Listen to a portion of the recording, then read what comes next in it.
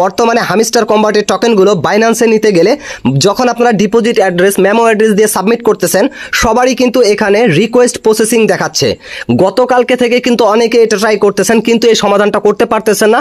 গতকালকে থেকেই কিন্তু এই রিকোয়েস্ট প্রসেসিং দেখাচ্ছে। আপনারা চাইলে কিন্তু এটা 1 মিনিটের মধ্যেই সমাধান করে নিতে পারেন। ইনস্ট্যান্ট আমি কিন্তু আপনাদেরকে প্রমাণ দেখাবো। 1 সেকেন্ডের ভিতরেই কিন্তু আপনারা এখানে বাইন্যান্সটাকে যুক্ত করে দিতে পারবেন। হ্যাঁ ভিউয়ার্স, আজকের এই ভিডিওটা খুবই গুরুত্বপূর্ণ হতে যাচ্ছে।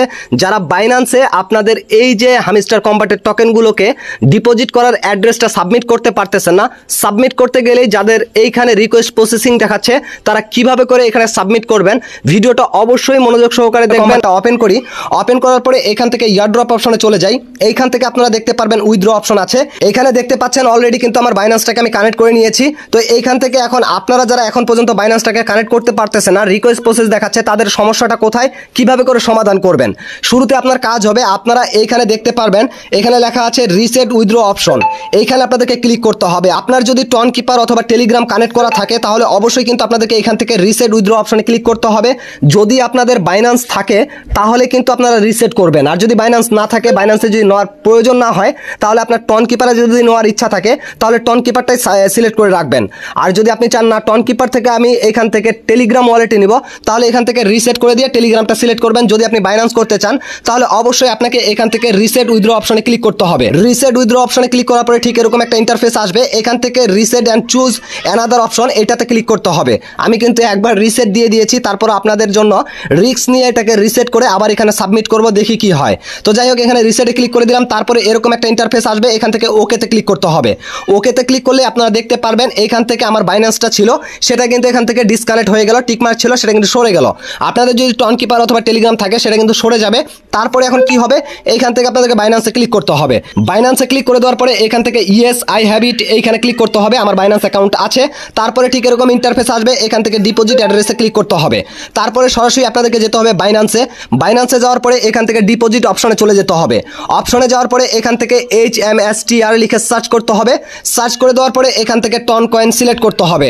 টন কয়েন কিন্তু একটু আগে সাসপেন্ড করা ছিল, অলরেডি কিন্তু এটা এখন ঠিক করে ফেলেছে। এখন এখানে আসার পরে এখান থেকে ডিপোজিট অ্যাড্রেসটাকে কপি করতে হবে। তারপরে ভিউয়ার্স এইখানে এসে আপনাদেরকে মিনিমাইজ করে এখানে ডিপোজিট অ্যাড্রেসে আপনাকে সেই অ্যাড্রেসটা পেস্ট করে দিতে হবে।